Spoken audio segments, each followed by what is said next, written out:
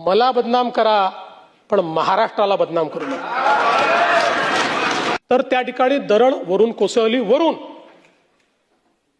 आणि वरून कोसळून जो पाण्याची कमान आहे त्या कमानीवर पडली, ती कमानीचा भाग तुटला आणि दरड खाली पडली। ती त्या ठिकाणी मलबा त्याचा तयार झाला। कुठेही केबल स्टेड ब्रिजला क्रॅक नाही, कुठल्याही बोगद्याला अडचण नाही। उलट लोकांनी तर सांगितलं की बोगद्यामध्ये इमर्जन्सीची बटन दाबल्याबरोबर 3 मिनिटांमध्ये क्रेन आमच्याकडे आली। अनेकांनी सांगितलं बोगदा होता म्हणून आम्हाला त्या ठिकाणी आम्ही वाचलो, पण लगेच पाणी पडतंय आणि असे व्हिज्युअल दाखवणं सुरू केलं की जसं काही कनेक्टिंग लिंकच तुटली। आणि काही लोक ज्यांना तोंडखुरी आहे, आमचा विदर्भातला शब्द आहे,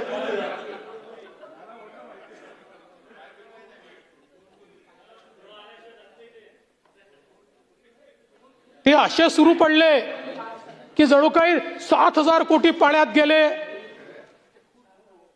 जयंतराव, 18 तासामध्ये ट्रॅफिक सुरू झाला। यांच्या थोबाडावर टिचून, आणि सवाल हा नाही आहे, अरे देवेंद्र फडणवीसला शिव्या द्या, त्याला सवय आहे, शिव्या प्रूफ आहे मी। कारण जीवनात एकच गोष्ट शिकलो, आजपासून 10 वर्षांनी हे शिव्या देणारे दिसणार नाही, पण ती कनेक्टिंग लिंक असेल आणि देवेंद्र फडणवीसचं आणि एकनाथ शिंदेचं नाव असेल।